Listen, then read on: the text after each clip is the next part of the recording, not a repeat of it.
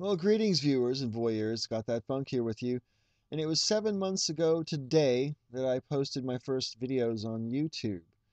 My first video, which was called My Delusion of Grandeur, in which I admit that I'm God. Anyway, yeah, February 21st, 7 months ago today. So, in that space of time, I've amassed nearly 1,000 subscribers. I think I'm at 989 at the moment, and I'll talk more about that in a second. But I was just sort of doing a little review of my channel and, a little reminiscing about how I got from there to here, because for the first month and a half or so I made videos, I had hardly any subscribers at all. Um, and I don't think I really picked up very many subscribers until I got vote-botted the first time, at which point I had 35 subscribers, and that doubled in the space of a couple of days after I got vote-botted the first time.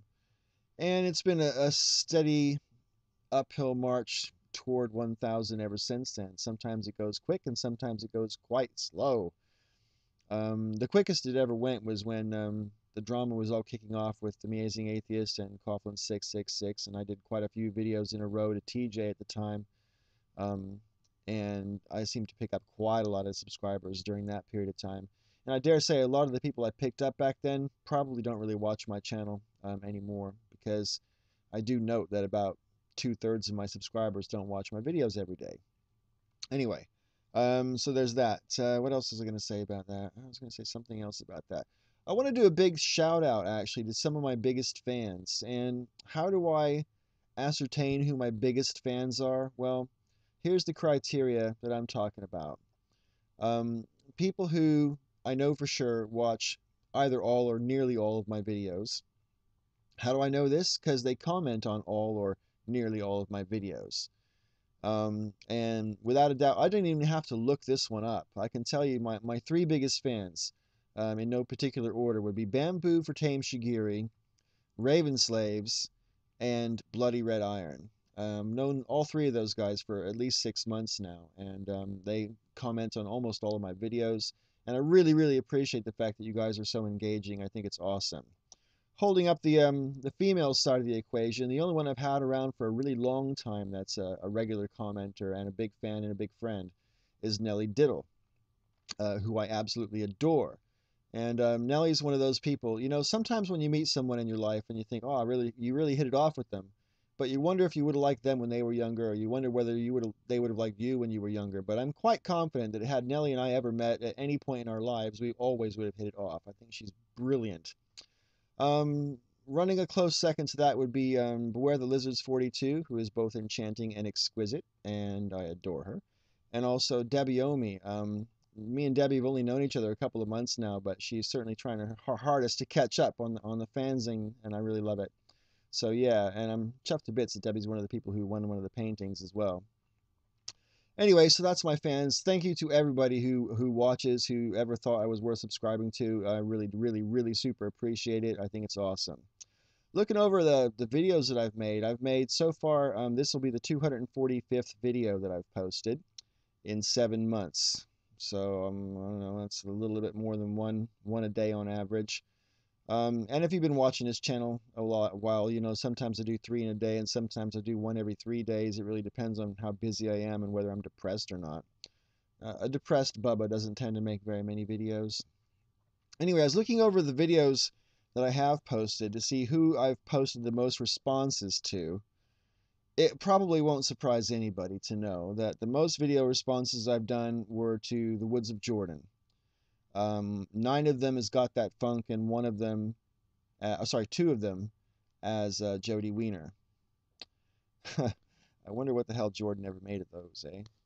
Anyway, so yeah, 11 video responses out of 250 videos. It's a little bit more than 4%. Yikes. Um, Running a close second, I was actually quite surprised to learn that tied for second place was Together for Peace.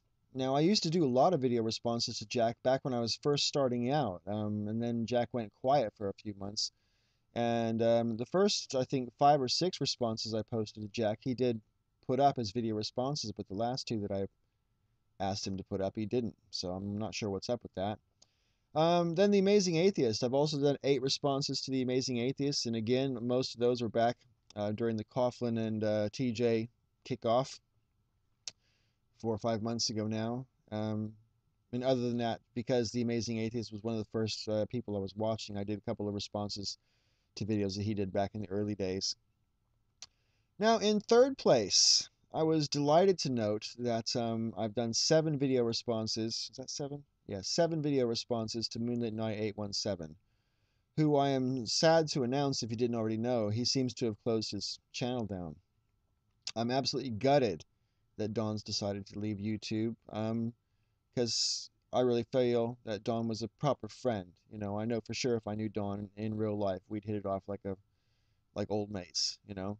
On the other hand, Don's one of those people who makes me wonder whether I would have liked him when he was younger or whether he would have liked me when I was younger. Something tells me probably not. So I'm glad we've met each other at this time in our lives, and I hope that I hear from him again because I'm gonna miss that fucker.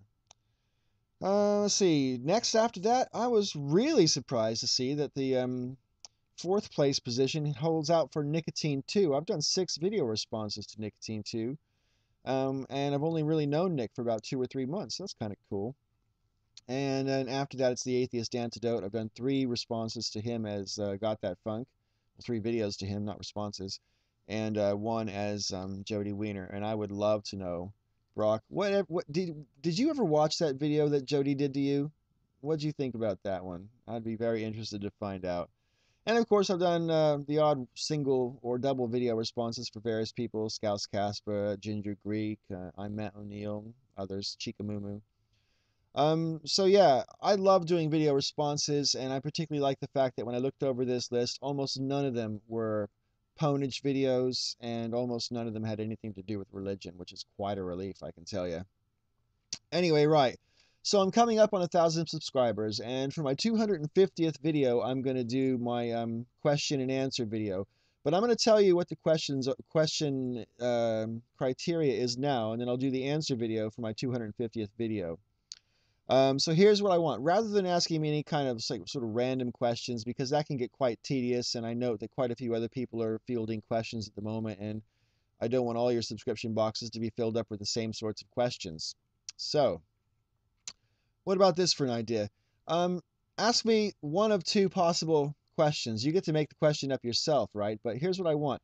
Either say, what do you think things would be like if, and pick something that happened in past history and then change it. You know, like for example, and please don't ask me this one, but say, what do you think would have happened if Hitler won the war?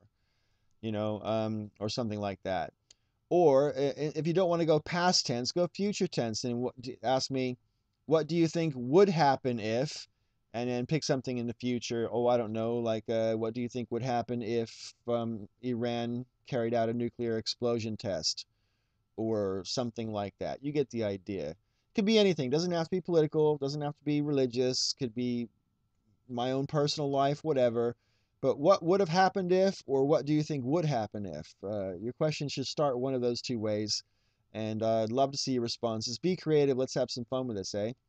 In the meantime, I'm going to do other things now. This has Got That Funk, and may all your ups and downs be ups.